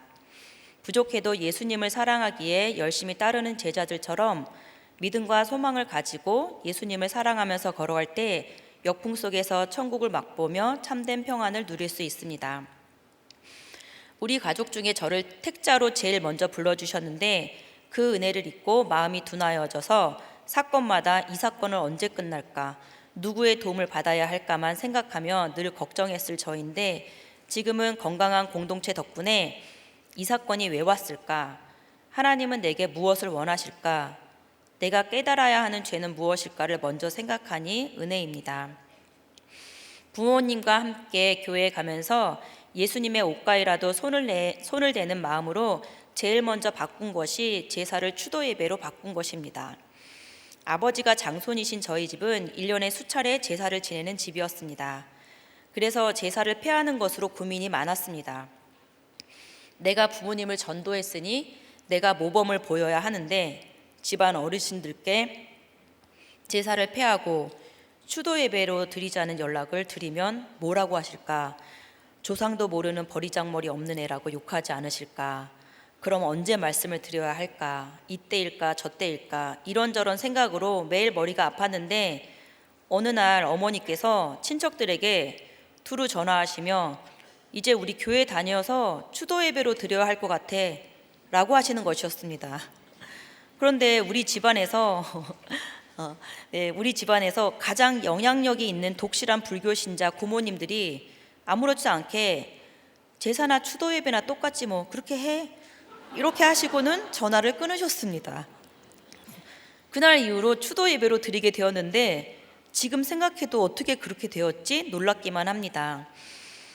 왜냐하면 어머니는 늘 친가 친척들 특히 고모님들 눈치를 봐오셨기 때문에 그렇게 쉽게 전하고 고모님들도 그렇게 쉽게 답할 리가 없는 분들이셨기 때문입니다. 하나님께서는 인본적인 생각으로 사람의 눈치를 살피며 고민하는 저보다 교회 다니면 우상에게 절하면 안 된다는 심플함으로 적용하신 정말 새가족 엄마의 믿음을 하나님께서 힘들고 피곤해도 주님이 가라고 하시니 건너편으로 간 제자들의 믿음으로 인정해 주셨다는 생각이 들었습니다. 늘 부모님 탓을 외치던 저의 입이 다물어지면서 추도 예배만 생각하면 엄마 덕분에 라는 생각을 하지 않을 수가 없습니다. 그래서 지난 2월 설날에도 가족들과 예배를 드렸습니다. 우선 교회 주보에 있는 설 예배 모범 형식으로 저희 가정만의 예배 순서지를 만들어서 주보처럼 한 장씩 가지고 예배를 드리도록 하는데, 처음에는 가족들이 낯설어 했지만 지금은 여전한 방식의 예배가 됐습니다. 예배 순서지 제일 위에는 예배를 여는 기도문을 미리 써놓습니다. 그리고 이 기도는 아버지께 부탁을 드립니다. 우리들 교회 나가시기 전까지는 교회를 다녀본 적도 없으시고 기도도 해본 적도 없으시지만 우리 가정의 질서이시기 때문에 아버지께서 대표 기도를 해주셔야 우리 예배가 시작된다고 말씀을 드리면서 미리 작성해둔 기도문을 먼저 드립니다. 이대로 읽어주시면 된다고 하면서요. 그렇게 받은 기도문을 아버지께서 얼마나 열심히 읽고 또 읽으시면서 준비하시는지 모릅니다. 그 기도문에는 죄 고백과 가족 구원의 메시지가 들어있는데 그 기도를 거부하지 않으시고 정성스럽게 읽어주시는 아버지를 볼 때마다 이렇게 가정의 질서로 세워드리고 인정해드렸어야 했는데 해준 것 없다고 무시하고 원망했던 저의 죄를 보게 됩니다. 한자 한자 읊어주시는 아버지의 기도가 우리 자손들에게 믿음의 유산으로 기억되고 있다는 생각이 들어서 감사가 됩니다. 모두 우리들 교회 교인이 아니고 불신 가족들도 있어서 그날 본문에 맞으면서도 모두에게 익숙한 찬송으로 찬양을 하고, 그날 큐티 본문 중 일부를 가지고 성경 말씀을 적고 쉬운 해설도 함께 작성하고 적용 질문은 생각해 봅시다 라는 말로 바꿔 한 가지 정도만 적습니다. 성경 말씀을 가족들이 돌아가면서 읽고 제가 말씀을 전한 후 기도 제목을 나눕니다. 우리들 교회 나눔에 익숙하지 않아서 적용 질문은 좀 어려워하는데 기도 제목으로 나누면 자연스럽게 제가 질문을 할 수 있어서 좋습니다. 그렇게 돌아가면서 기도 제목과 함께 자연스럽게 나눔을 하고 나면 나눴던 기도 제목으로 제가 기도하고 주기도문으로 예배를 마칩니다. 이렇게 14년째 명절 때마다 가족 예배를 드리고 있습니다. 생애 첫 교회로 우리들 교회에 오신 부모님께서 여전한 방식으로 주일 성수하시고 목장 가시고 큐티하시고 가족을 위해 기도해 주시는 삶을 예수님의 옷가에라도 손을 대기만 하면 낫게 될 것이라고 믿고 손을 대는 믿음이라고 여겨주시길 원합니다. 하나님이 손을 내밀어 저와 부모님의 성함을 입었듯이 예배만 드리고 목장을 잠시 떠나 계신 아버지께서 목장에 가시고 예수님을 떠나 있는 막내 동생 가족들에게도 손 내밀어 주시길 기도하고 있습니다. 네. 모범생은 확실히 빨리 찾아봐. 아까 있어가지고 그래. 그러니까 저렇게 좋아한다면서도 타고 마지막까지도. 근데 우리 이병희 권사님은 우리들 교회 참 정말 싱글로서 굉장히 많은 분들의 또 이제 그 모델이 지금 이제 되시는데, 그러니까 싱글로서 지금 주회를 할 수 있는 너무 좋은 그거가 지금 환경이 지금 조성이 돼서 뭐 하시고 있는지 한번 얘기해 보세요. 그 동안에 뭘 하셨는지. 저요? 네. 일단 뭐 부목자 목자 이렇게 세워주셔서 섬겼고, 그리고 제가 이제 그 조카 사건 있고 공동체에 너무 은혜를 입어서 고등부에 섬김 제안을 받았어요. 그래서 고등부를 12년째 섬겼어요. 그리고 이제 그 작년에 평원되면서 그러면서 이제 그 목장하고 시간이 겹치는 바람에 작년에 이제 갑자기 인사라고 마쳤는데, 저는 이제 고등부 섬기면서는 제가 12년 동안 섬기면서 사실 제가 이제 혼자 있으니까 가정이 있는 것도 아니고 양육해야 되는 자녀가 있는 것도 아니고 또 부모님을 제가 막 또 케어하면서 모셔야 되는 것도 아니었기 때문에 제가 또 이제 시간 강사니까 오후 시간 또 제가 또 쓸 수 있었잖아요. 그래서 신방하고 또 이제 힘든 아이들 빕스 캠프 가는 거, 큐페 이런 것들을 다 따라다녔던 것 같아요. 근데 그리고 이제 가정 신방 가면서 제가 제일 많이 도움 받았던 게 저는 이제 부목장을 못 가잖아요. 그러니까 가정 신방을 가면 그 가정의 그 분위기와 그 부모님들의 대화와 그리고 그 아이들의 이야기를 다 볼 수 있는 거예요. 그래서 그 가정들을 많이 신방하면서 보고 배운 것들이 정말 많고요. 또 교사회의 할 때 여러 선생님들의 또 근황 나눔을 또 듣고 아이들을 이제 또 목양하면서 어땠다라고 하는 것도 듣는데 그건 이제 남자 선생님들도 계시고 여자 선생님들도 계시잖아요. 골고루 이야기를 듣게 되는 것 같아요. 그래서 제가 그 이후에는 이제 뭐 마을지기 평원 초원 평원 사역하면서 많은 목장들을 탐방할 때 진짜 많이 도움이 되고요. 그리고 지금은 이제 그 청년부 DNS 엘더 섬기고 있거든요. 근데 이제 DNS 아이들이 지금 만나면서 너무 신기한 게 제가 고등부 때 같이 만났던 아이들인 거예요. 근데 고등부 때 만났을 때는 진짜 그냥 어떻게 보면 얘 어떡하나 이런 생각이 들 때도 있었고 또 진짜 정말 해줄 게 없어서 그냥 가정이 너무 힘드니까 해줄 게 없어서 3년만 잘 버텼으면 좋겠다 얘가. 그리고 대학교 가서 좀 편하게 살았으면 좋겠다. 기숙사에 살았으면 좋겠다. 막 이런 것밖에 해줄 게 없는 그런 아이들도 있었는데 그런 아이들이 부목자가 돼서 만난 거예요.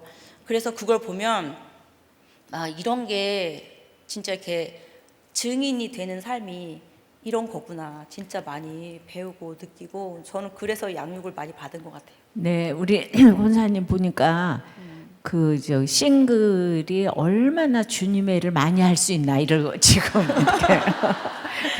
그쵸? 근데 우리는 이제 결혼도 막 하라 그러는데 네. 결혼을 하면은 아이 하나 나면 그 아이 하나가 또 속을 새기면 우린 개 하나 보느라고 아무것도 못 하잖아요, 그죠? 그러니까 진짜 교사도 하기도 어렵고 그러는데 저렇게 싱글로서 완전히 하나님께 쓰임 받는 그러니까 근데 우리 권사님이 너무 힘든 아이가 있으면 그 지금 다 아무것도 봉사 못 하잖아요. 그러니까 그 문제가 별로 없는 싱글들은 저렇게 쓰임을 받으면 되는 거예요. 오래는데 다 가면 되는 거야. 예. 고등부도 섬기고 그냥 청년부도 섬기고 목장도 섬기고 근데 너무 기쁘잖아요, 그죠?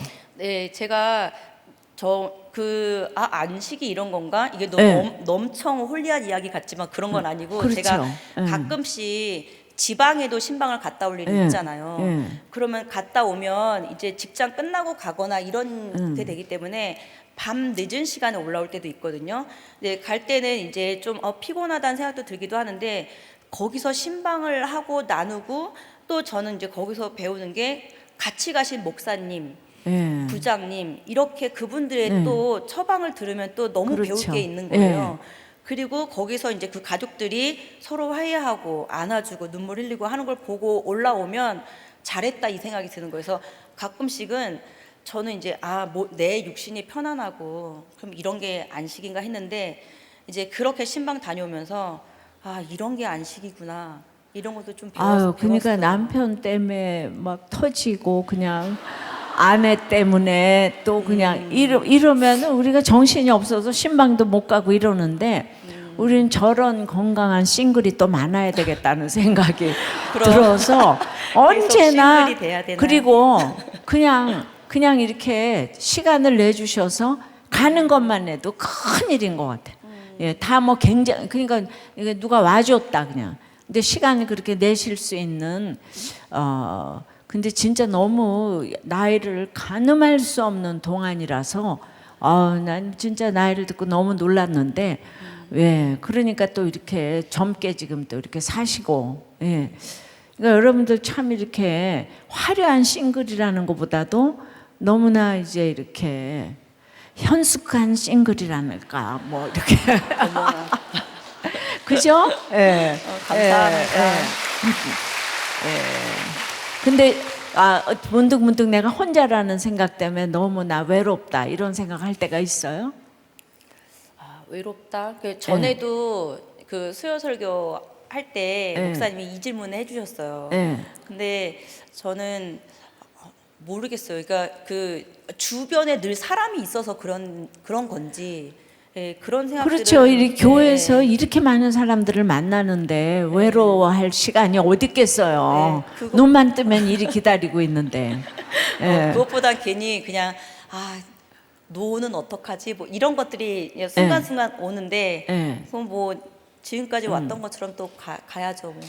그래서 이번 주일에 이제 우리 10살 된 다현이가 호흡곤란이 와서 하루아침에 갔는데 하루아침에 진짜 갔는데 우리 그 부모가 뭐라고 얘기하냐면 정말 그 우리는 혼자가 아니다 이 얘기를 너무 그냥 계속 다 이렇게 얘기를 해주셨는데 그만큼 이제 공동체가 내일처럼 막 그냥 다 달려와 주시고 그냥 그러니까 그 사는 것도 주의 일이고 최 목사님처럼 암이 낫는 것도 주의 일이지만은 가는 것도 주의 일이고 싱글로 사는 것도 주의 일이고 다 그쪽 그 각자의 상황에서 얼마든지 하나님께 영광을 돌리고 그리고 이제 가는 날까지 이렇게 사명을 감당하면 그 다음에는 하나님이 책임을 져주시지 않을까요? 그죠? 아멘, 감사합니다. 이런 걸 믿고 가니까 여러분들 오늘 이 시간에 우리 애는 결혼 못해서 어떡해. 여기로 오면 뭐해 결혼도 안 되는데 여긴 뭔데 좀 이러지 좀 마시고 그게 그대로 전파가 되잖아요. 그죠? 뭐 내가 다 교회 오는데 암은 왜 걸리고 결혼은 왜 못하고 뭐 이런 생각을 하시면 여러분들이 진짜 외로운 사람이고 진짜 하나님이 그 성함을 얻을 수 없게 하는 그러니까 하나님의 추적을 잘 당하셔가지고 이제 그 인도함을 잘 받고 응답을 받으셔야 되겠죠. 그래서 너무 그냥 그 싱글로서의 이렇게 모델을 잘 보여주셔서 너무 감사하고 어떤 사람보다도 지금 기쁘고 즐겁게 사셔서 싱글인데도 평원지기까지 되시고 최고예요. 계속 그렇게 잘 살아주세요. 네, 아멘. 감사합니다. 은혜 받았어요. 네, 기도하겠습니다. 하나님 아버지, 오늘 저희가 함께 모여 주님의 말씀을 들었습니다. 나에게 찾아온 두려운 역풍의 사건을 예수님이 주셨다고 하시니 감사합니다. 오늘 주신 말씀이 나에게 주시는 말씀으로 들려 언약의 은혜를 누리게 하여 주시옵소서. 불신 가정의 택자로 불러주셨는데 자기 연민과 열등감으로 맹목적인 성공을 쫓으며 가정의 질서를 무너뜨린 죄인입니다. 이런 저를 망하는 역풍으로 불러주시고 직장 고난과 조카 아픈 사건으로 구원의 약재로 되는 인생 살게 해주시니 감사합니다. 제자들이 주님을 사랑하기에 오병이어의 기적을 내려놓고 물질도 포기하고 주님을 따라간 것을 보았습니다. 바람에 거슬려도 순종했던 제자들의 순종과 충성을 우리들이 본받기 원합니다. 겸손한 환경에서 내재보며 안심하라 내니 두려워하지 말라고 하시며 손 내밀어 주시는 주님을 늘 기억하게 해주시고 마음이 둔하여져서 주님이 주신 은혜를 잊지 않게 해주시옵소서. 나와 같은 사건을 겪은 사람에게 손을 대서 주님께 나오게 하는 놀라운 역사가 일어나게 하여 주시옵소서. 담임 목사님의 영육을 보호해 주시며 목회자 세미나와 양육으로 뿌려진 큐티의 정신이 전 세계와 교계의 은혜의 울림이 되도록 인도해 주시옵소서. 우리 교회가 언약책의 모든 말씀을 읽고 들려주며 하나님 앞에 함께 서서 진정한 회개로 언약을 세우는 언약 공동체가 되도록 지켜보아여 주시옵소서. 국내외 아울리치와 모든 여름 사역에 기름 부어 주시어서 흩어진 백성들이 모여 피할 길이신 예수님을 찾는 간증들이 이어지고 땅끝까지 흩어져 복음을 전하시는 선교사님들의 사역과 안위를 지켜주시옵소서. 이 나라 위정자들이 사람이 아닌 하나님을 의지하게 하시고 인구 절벽의 문제를 심각한 위기로 바라보게 하시어 하나님의 시각을 토대로 동성애에 대한 바른 인식을 가져서 생명을 살리는 법안을 발의하도록 인도해 주시옵소서. 우리나라가 하나님의 질서를 잘 따라가는 나라가 되게 하여 주시옵소서. 안심하라 두려워하지 말라의 말씀으로 우리를 인도하시는 예수 그리스도의 이름으로 기도드리옵나이다. 아멘.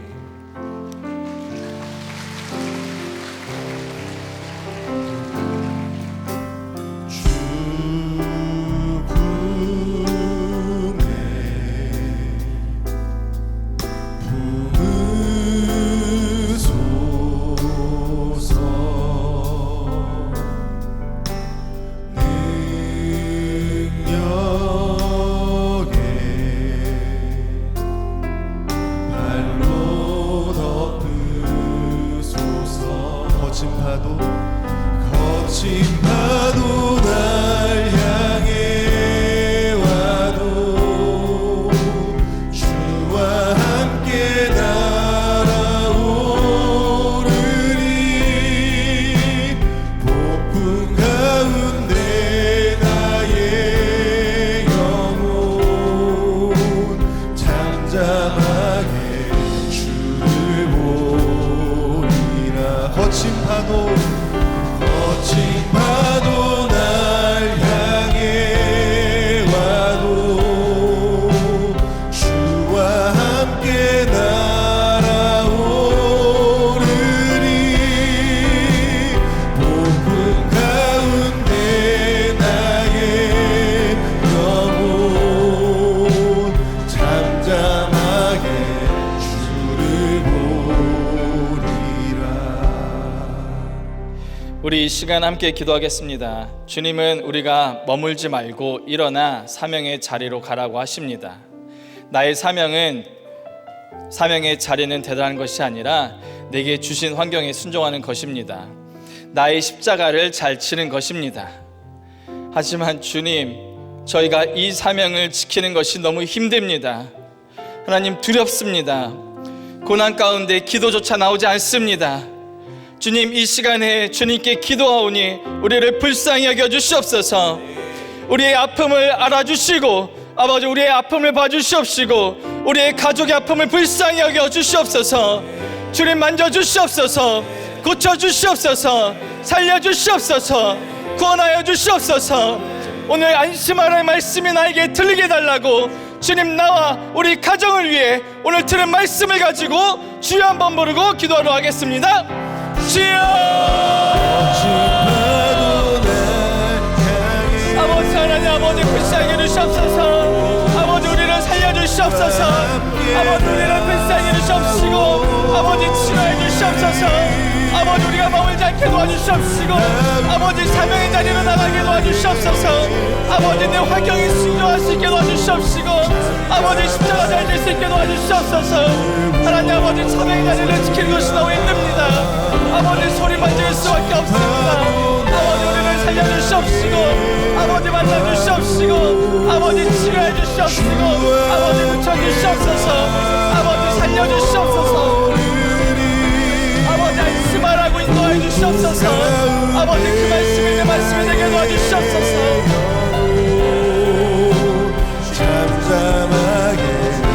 아버지 말씀을 기억하게 도와주시옵소서. 아버지 우리 가정을 만나주시옵시고 아버지 우리 아버지 불쌍히 해주시옵시고 아버지 은혜를 강건하게 해주시옵시고 아버지 우리 자녀를 아버지 아버지 키워주시옵소서. 아버지 강건하게 도와주시고 아버지 예수님 만날 수 있게 도와주시고 아버지 예수님 좋아하고 나갈 수 있게 도와주시옵소서. 주님 불쌍히 해주시옵시고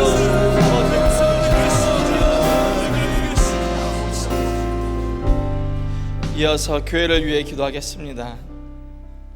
주님, 우리 교회를 불쌍히 여겨 주시옵소서. 우리 목장을 불쌍히 여겨 주시옵소서. 아버지 우리를 살려 주시옵소서. 아버지 우리가 기복의 가치관에서 벗어나서 주님의 말씀에 순종하는 교회가 되길 원합니다. 내가 주님을 만나 살아나길 원합니다. 아버지 내가 살아났으니 이제는 목장에서 공동체에서 예수님을 전하는 아버지 간증이 되게 도와주시옵소서. 아버지 두려움이 아니라 아버지 안심하라는 말씀이 아버지 들릴 수 있는 우리 교회가 될 수 있게 도와주시옵소서. 아버지 지금 준비 중에 여러 사역이 있습니다. 아버지 경상도 TT가 있습니다. 아버지 교육부서 규패들이 있습니다. 주님이 기름 부어 주시옵시고 아버지 역사해 주시옵소서. 힘든 지체를 주님께 데려올 수 있고 아버지 예수님 만져주시고 주님을 경험할 수 있는 규패와 TT가 되게 해달라고 아버지 우리 담임 목사님의 아버지 영육간의 강건함을 주시고 아버지 기름 부어주시고 아버지 모든 사역과 아버지 케냐와 터키 일정에 함께해 주시옵시고 아버지 우리 목사님을 성령으로 지켜달라고 우리 공동체가 말씀하는 순종하는 그 교회가 될 수 있게 달라고 우리 다같이 주여 한번 부르고 교회를 위해 기도하겠습니다. 주여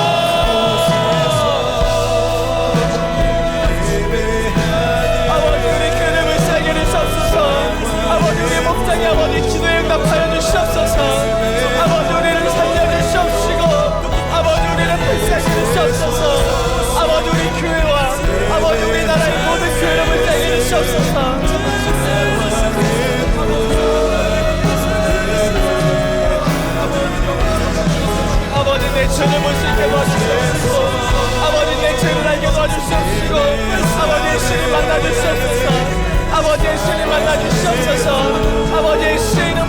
주시옵시고 예수 이름으로 만나갈 수 있는 우리가 될 수 있게 도와주시옵소서. 아버지 말씀을 우리에게 될 수 있게 도와주시옵시고 아버지 우리의 모든 영상이 도와주시옵시고 아버지 끌어주시옵시고 우리 담임 목사님의 모든 삶을 기억하여 주시옵소서. 이어서 나라를 위해 기도하겠습니다. 주님, 주님을 믿을 수 없게 만들고 있는 우리 나라를 아버지 불쌍하게 해주시고 주님을 믿지 못하게 막고 있는 모든 악법들을 폐하여 주시옵소서. 생명을 경시하고 창조 질서를 막는 악법들을 막아 주시옵시고 가정과 생명을 지키는 법들로 세워 주시옵소서. 하나님, 나라가 위기입니다. 혼란스럽습니다. 앞이 보이지 않습니다.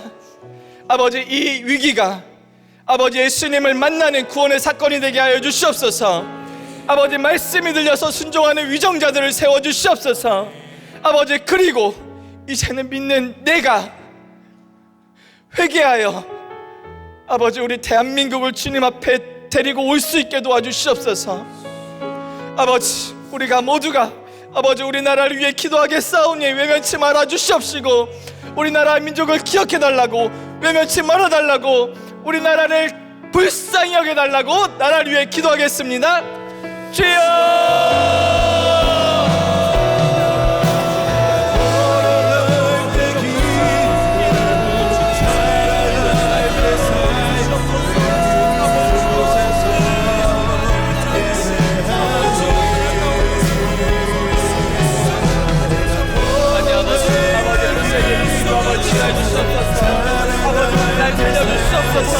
아버지 우리 다음 주를 기억하여 주시옵소서.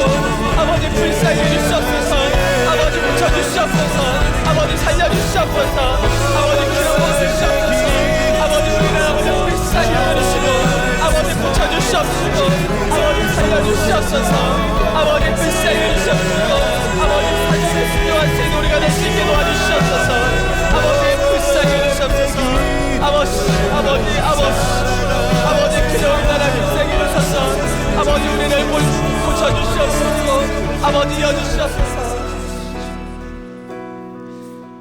공동체를 위한 기도 제목입니다. 구재숙 집사님의 남편 이은성 집사님의 폐암 4기에서 뼈 전이로 항암 치료해야 되는데 감당할 체력을 주시고 요양병원에 입원할 수 있도록, 이계한 집사님의 어머니 고열과 높은 염증 수치로 입원 중인데 속히 회복되고 구원의 사건이 되도록, 김혜옥 집사님의 아버지 원인 모를 고열과 두통, 선망 증세에서 회복되고 구원의 사건이 되도록, 박매희 집사님 유방암 수술 후 다발성 폐암 전이로 뼈로 전이가 되었는데 속히 회복하고 구원이 되도록, 홍성록 집사님 척수 신경 자극기 배터리 교체 수리하셨는데 통증이 조절되고 일상생활을 회복할 수 있도록, 민영 집사님의 항암 치료 후 직장 자궁 수술과 피부 이식에 하나님께서 수술하는데 모든 치료와 항암 과정에 인도해 주실 수 있도록, 이선혜 집사님 머리 종양 제거 수술을 받았는데 모든 암세포가 사라지고 건강을 회복하여 사명할 수 있도록, 오년심 집사님의 유감암 진단 후 치료를 위해 검사 중인데 치료받아 회개할 수 있도록, 김동현 집사님 혈액암 투병 중 재발암 뇌수막 연갑 대상포진으로 입원하셨는데 잘 치료받고 예배를 회복할 수 있도록,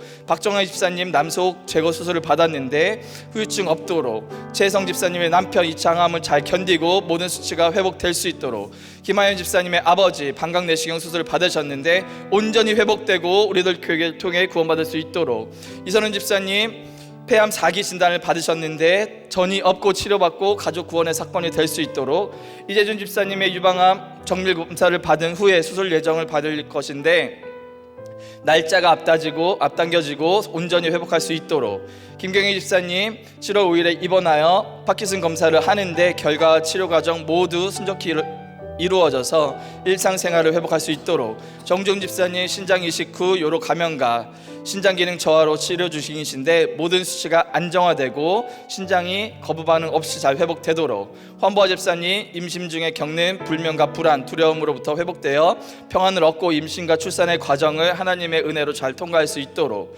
김민정 집사님 고위험 산모로 결혼 후 자연임신 되셨는데 산모 아기를 끝까지 지켜주시도록, 임기현 집사님의 아들 ADHD와 경도우울증이 치료되고 예배가 회복되도록, 신하영 성도 마약범으로 교도소에 있는데 회개하고 중독과 결핍이 치료되도록, 마지막으로 김기세 집사님의 아들 장래 이후 하나님의 위로와 말씀의 힘이 있는 슬픔 속에 있는데, 하늘나라의 위로가 유가족에 임할 수 있도록, 그리고 아픈 곳에 손을 대어 고쳐달라고 예수님의 옷자락이라도 잡겠사오니 우리를 깨끗게 해달라고 주여 한번 부르고 같이 기도하도록 하겠습니다. 주여!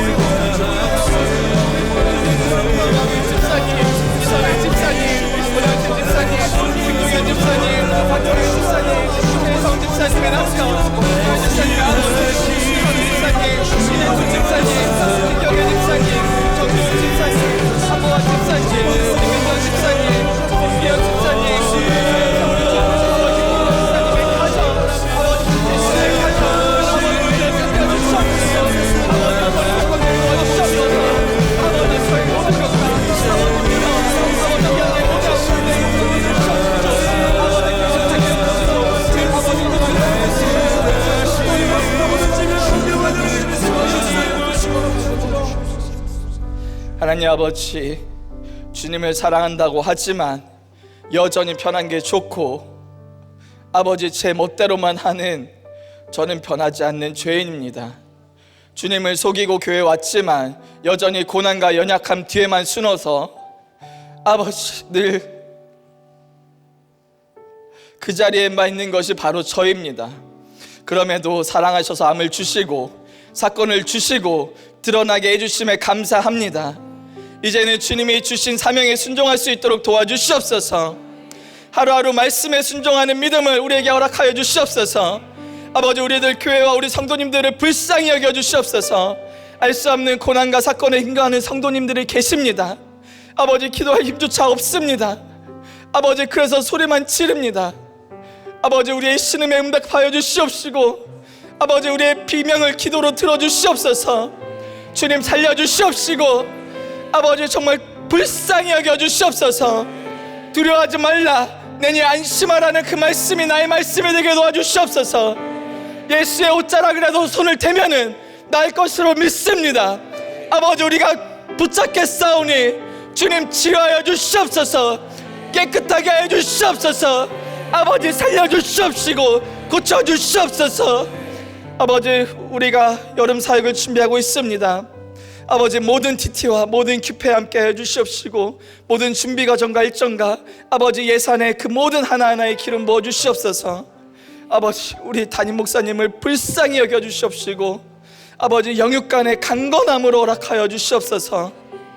아버지, 우리나라를 불쌍히 여겨주시옵시고, 아버지 나와 같은 아픔과 상처로 힘들어하는 우리나라의 국민들과 아버지 우리 이웃들과 가족들을 예수님께 데려오길 원합니다. 우리 아픈 가족을 만나 주시옵소서. 우리 아픈 목원을 만나 주시옵소서. 우리 아픈 지체들 만나 주시옵소서. 우리 자녀를 살려 주시옵소서. 우리 아픈 우리나라를 만나 주시옵시고, 이제는 두려움에서 평안으로 아버지 바꿔 주시옵소서. 이제는 우리 주 예수 그리스도의 은혜와 하나님 아버지의 사랑과 성령의 교통하심이 오늘 말씀에 순종하여 주님의 옷자락이라도 붙잡고 안심하라는 그 음성을 듣길 원하는 우리 모든 분들의 머리 위에 영원토록 함께 하시기를 간절히 축원하옵나이다. 아멘.